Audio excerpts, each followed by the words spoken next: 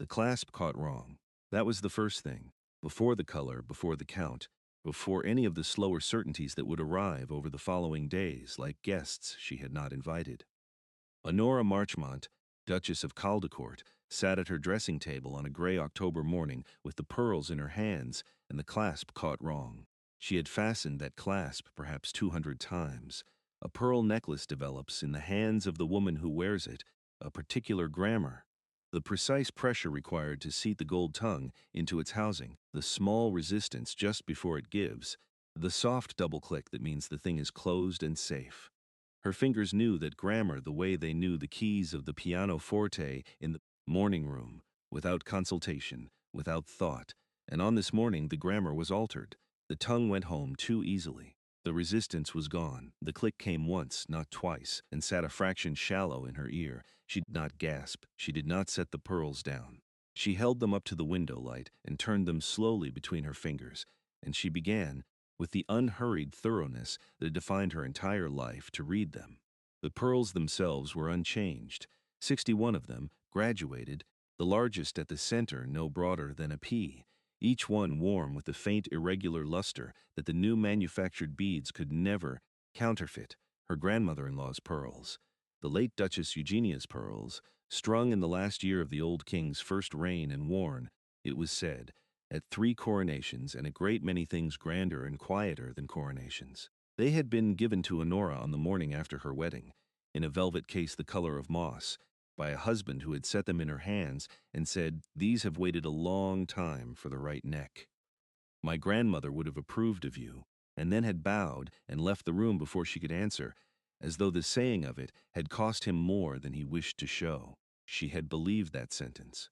That was the thing she would think about later, in the days of reading and waiting, that she had built upon that single sentence a small private architecture of hope, the way a clergyman's daughter might build a chapel from a single good stone. She had not married for love. She had married for the connection between her father's shipping interest and the Caldecourt name, a transaction arranged over 2 dinners and a great deal of correspondence, and she had gone to it clear-eyed as she went to everything. But the pearls, and the sentence that came with them, had been the one sign she permitted herself to read as something more than transaction. The one place she had let herself believe.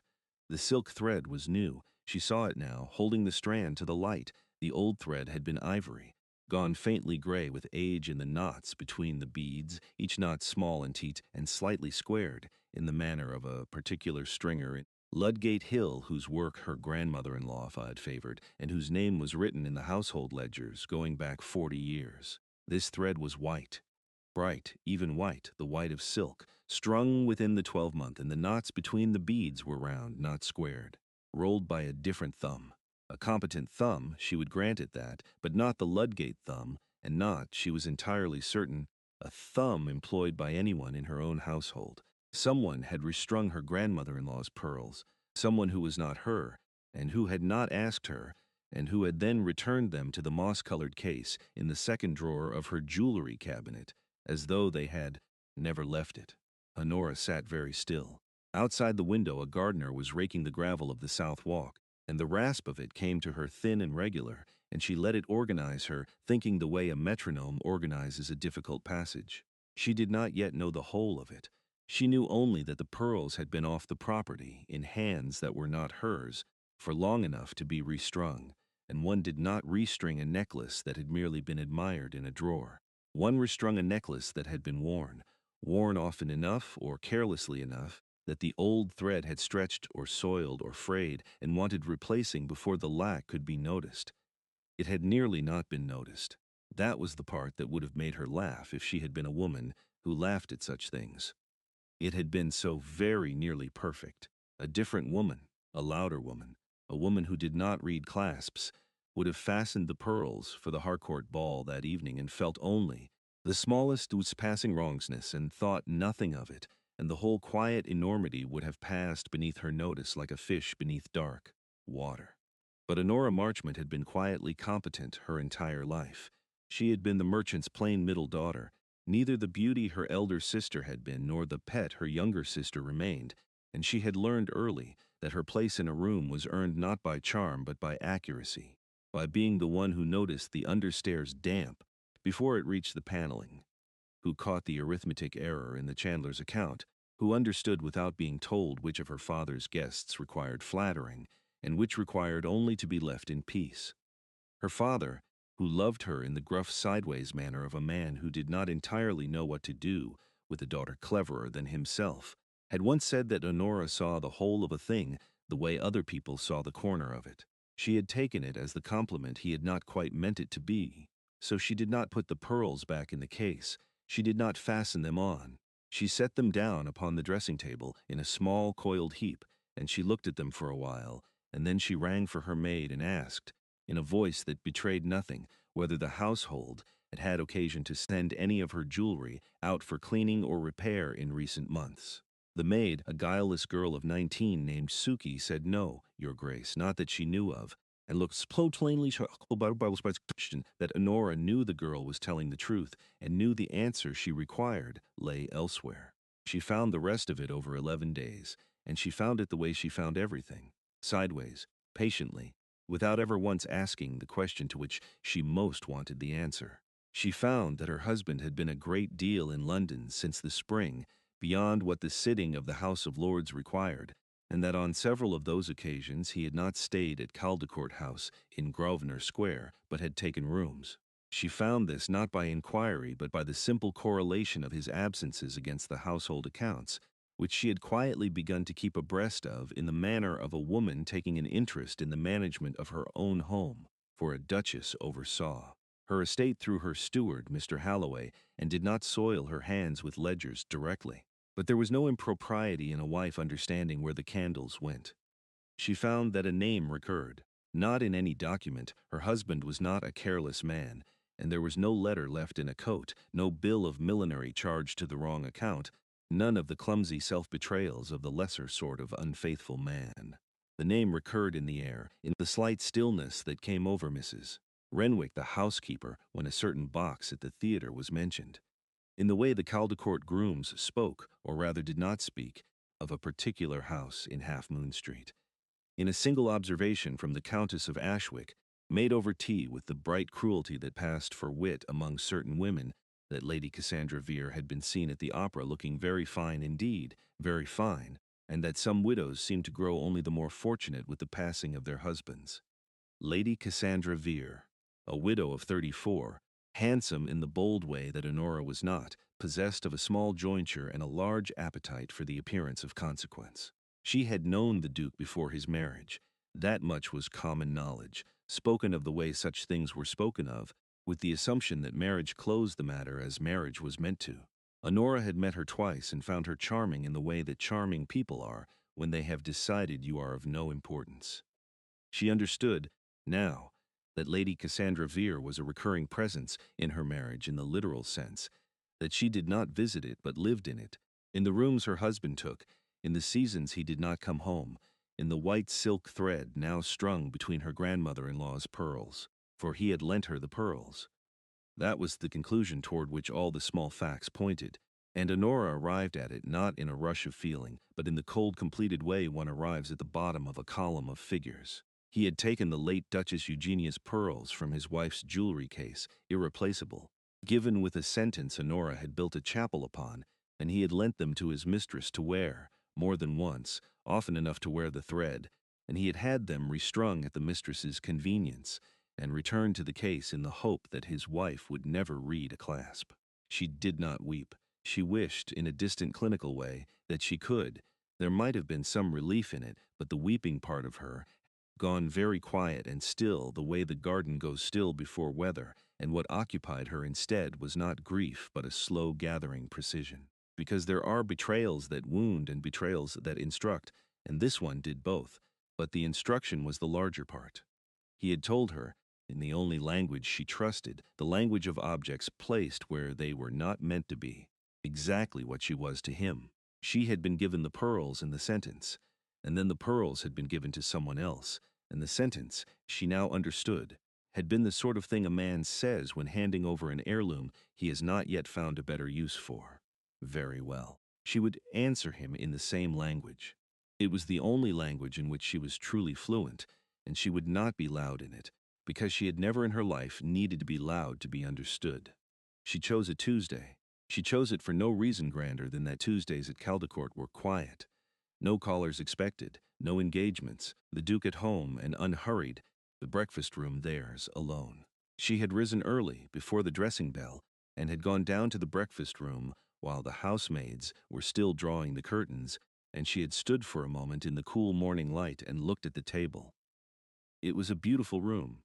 She would grant the house that, always, the Caldecourt seat was beautiful and the breakfast room the most beautiful room in it, east-facing, so that the early sun came in low and gold across the white cloth and lit the silver and the porcelain and the little dish of late roses Mrs. Renwick had cut from the south wall. The Duke's place was laid at the head, as it was every morning, his cup and saucer, his plate, his folded newspaper, the small particular arrangement of his habit. He took his coffee, not tea. The cup sat to the right of the plate, where his hand would find it without looking. Honora took the pearls from her reticule.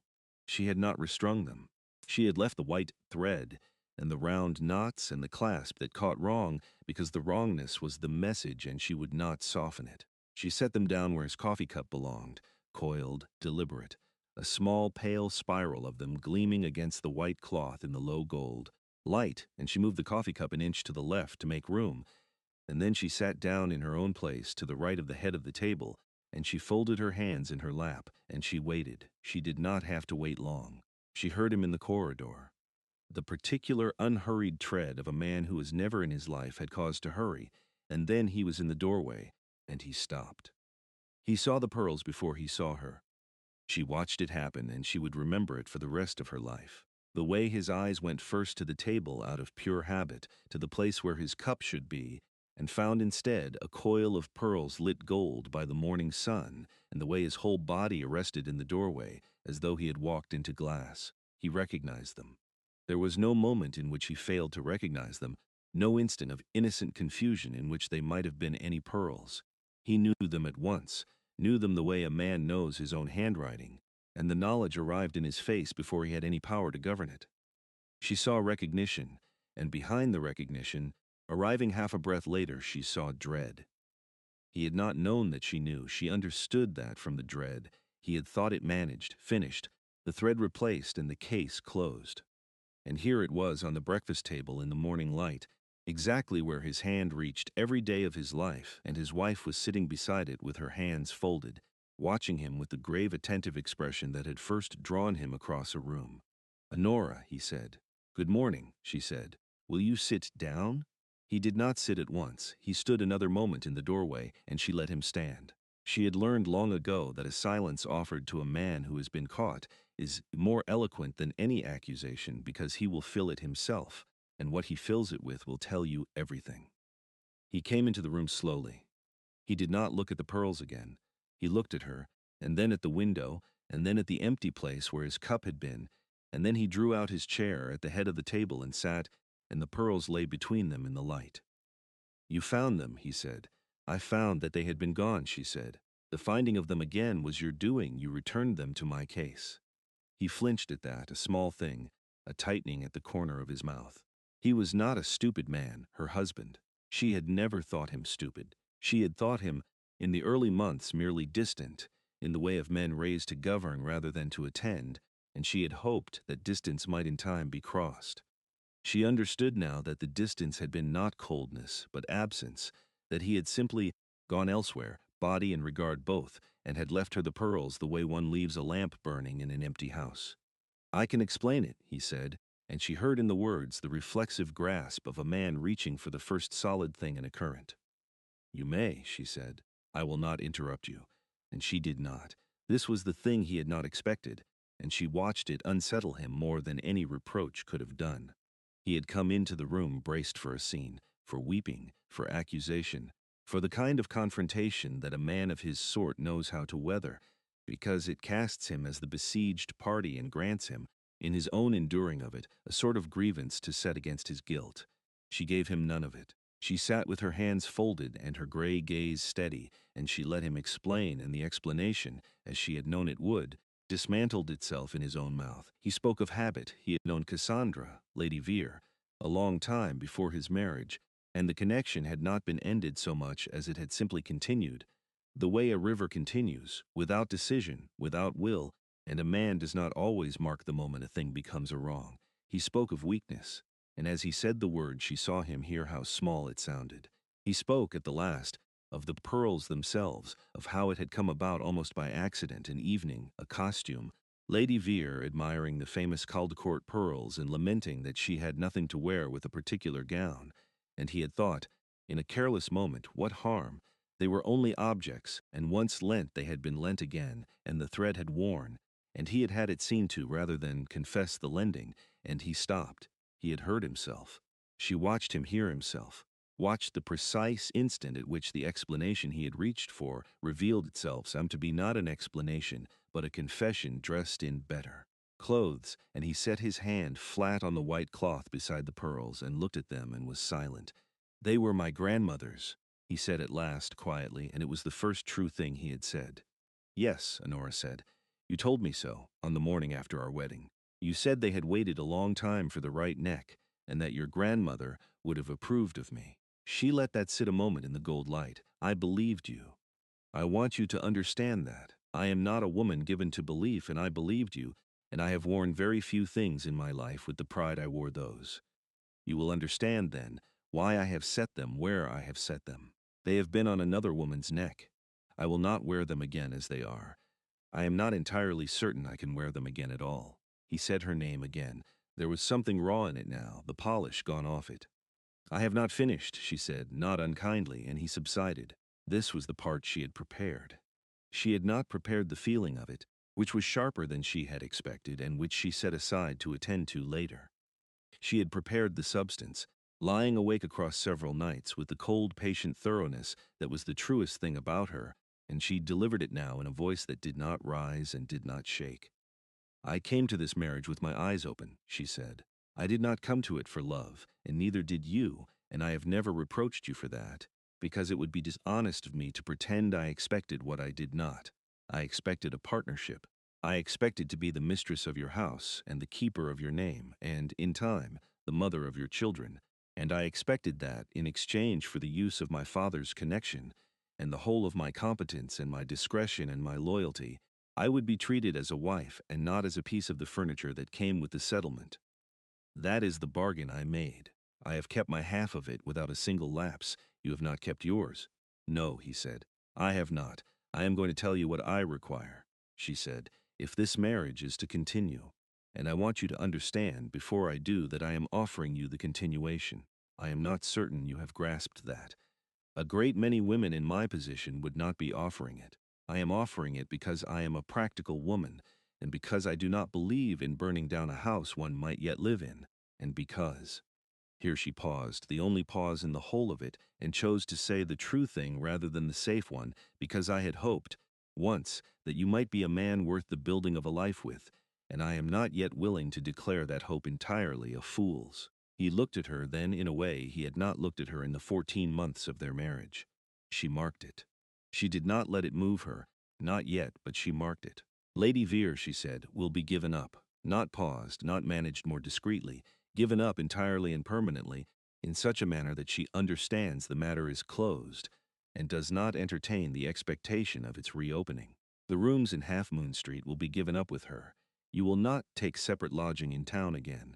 When the lords sit, you will keep Caldecourt House, and I will keep it with you, for I find I have a sudden interest in the season I did not formerly possess. These pearls will be restrung, properly, by the man in Ludgate Hill whose name is in your grandmother's hand in the household book, and not before they have been gone over by him and pronounced clean of every place they have been. And they will not leave this house again, on any neck but mine, and in time our daughters, until I am dead, and the matter is no longer mine to govern. The room was very quiet. The gardener had stopped his raking.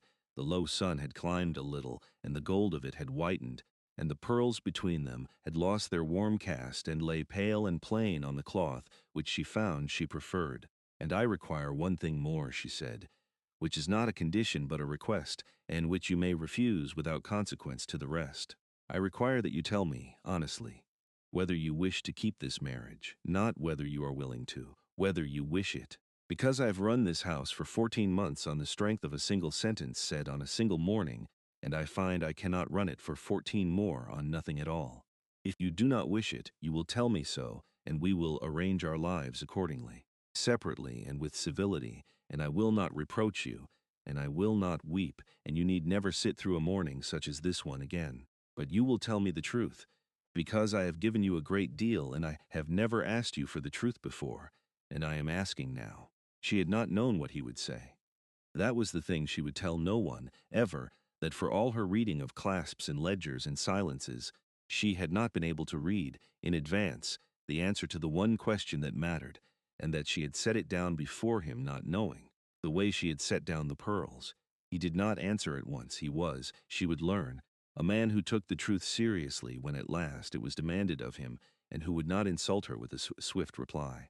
He looked at the pearls, and then at the window, where the south walk lay gold and empty in the climbing sun, and then he looked at her, and he said, I did not know what I had. He said it slowly, the way a man says a thing he is discovering as he speaks it. That is not an excuse. I am not offering it as one. But it is the truth, and you asked for the truth. I married you for your father's ships and your good sense, and I told myself that was an honest bargain honestly kept, and I lent the pearls to Cassandra because they meant nothing to me, because nothing in this house meant anything to me, because I had decided, before I ever met you, that nothing in it would, and I was wrong. I have been wrong every morning of 14 months, and I did not see how wrong until I came into this room and saw what you had done with a string of pearls and understood that you are cleverer than I am, and braver, and that you have been sitting across this table from me all this while, keeping my house and my name with a competence I never once troubled to notice, and that I have been lending away the only thing in my life worth the keeping. He stopped. His hand was still flat on the cloth. Yes, he said, I wish to keep this marriage. I wish it more than I have wished anything in a long time, and I am aware that I have forfeited every right to be believed, and that wishing is cheap, and that you will require me to prove it across a great many mornings before you set those pearls back on your neck. I am prepared to do that. I would be grateful for the chance to do that. Honora looked at him for a long moment. Then we will begin, she said, with breakfast.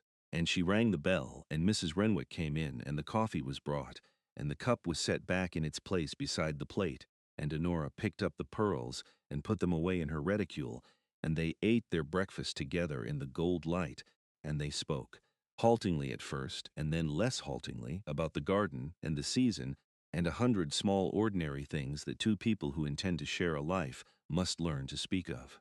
It was not a reconciliation. A reconciliation is a single event, and what had begun in the breakfast room was not an event but a labor, and she knew it, and so, to his credit, did he. Lady Cassandra Vere was given up. He did it himself in person, which Honora had not required, but which she noted, and he did it so plainly and so finally that the lady, who had expected at worst a pause and a richer apology, understood that the door had closed and would not open, and that the famous Caldcourt pearls she had worn to 2 operas and a private ball would be worn by her no more. Her consequence, which had rested in no small part on the appearance of her connection to the Duke, suffered for the closing of that door. Invitations grew fewer, the bold handsomeness commanded less, and within 2 seasons she had married a baronet of comfortable means and uncertain temper, and removed to Shropshire, where she was, by all accounts, neither happy nor unhappy, but merely diminished, which is the quietest consequence of all, and Honora privately thought the most just. She had not wished the woman ruined. She had only wished her gone, and gone she was. The pearls were restrung in Ludgate Hill by a grandson of the man whose name stood in the old Duchess Eugenia's hand in the household book, and he went over them bead by bead, and pronounced them sound and clean, and he strung them on ivory silk and rolled the knots square in the manner of his grandfather, and when they came back to Caldecott, the clasp caught right. The small resistance, the soft double click, the thing closed and safe. Honora fastened them for the first time on a December evening before a dinner of no particular importance, and she stood at her dressing-glass and looked at herself wearing her grandmother-in-law's pearls. And she found that she could wear them after all. She did not pretend that the wound had healed, because it had not, and she was not a woman who lied to herself about such things, but she had learned, across the months of proving and being proven to, that a marriage is not a single sentence said on a single morning, but 10,000 sentences said across 10,000 mornings, and that a man who comes late to the right ones may still, if he means them, say enough of them in the end. The proving did not announce itself. It came in small accuracies, of the kind she had spent her life noticing in others, and had long since stopped, expecting anyone to notice in her. He learned that she took her tea with no milk and a single thin slice of lemon, and one morning the lemon was simply there, cut to the right thinness without her having asked. He learned, from Mrs. Renwick, the name of the composer whose music she played in the morning room when she believed herself unheard, and a month later a bound volume of it appeared on the pianoforte, purchased in London and carried home unmentioned. He began to come into the morning room while she played, and to sit and not to speak, and merely to listen, which was a courtesy she had not known she wanted until she had it. These were not grand amends. A grand amends she would have distrusted, for grandeur is cheap, and a man may stage it once and call the debt paid. What she trusted was the accumulation of small true things, the patient daily arithmetic of a man learning a woman he had been married to for a year and had never once read, and reading her now, slowly, the way she had always read everyone he came home. He kept Caldcourt House when the Lords sat, and she kept it with him, and the season she had professed a sudden interest in became, to her own surprise, a thing she genuinely enjoyed, for it transpired that a quietly competent woman who reads a room the way her father read a ledger is a formidable asset to a duke, and her husband had the grace, at last, to notice it. The children came in their time, a son first, the heir, named for the duke's grandfather, and then 3 years later a daughter, whom Honora named Imogen against no one's objection, for she had grown into a duchess whose preferences were no longer questioned. And Imogen grew up in a house that was, by then, a true house and not a beautiful arrangement of one, a house with music in the morning room and her mother's particular accuracy in the management. Of it and her father, grayer now and slower and easier in his skin, who had become, in the long unglamorous labor of the years, the man his wife had once hoped against hope he might be. On the morning of Imogen's wedding, for she married well and for love, both, her mother having seen to the first and refused to interfere with the second. Honora came to her daughter's room before the dressing had begun, and she carried a velvet case the color of moss, and she set it in the girl's hands. "These have waited a long time for the right neck," she said, "and I have decided that it is yours." Imogen opened the case and saw the pearls, 61 of them, graduated, warm with their faint irregular luster, and she did not know, because her mother had never told her and never would, the whole of what the pearls had been through to arrive in her hands clean.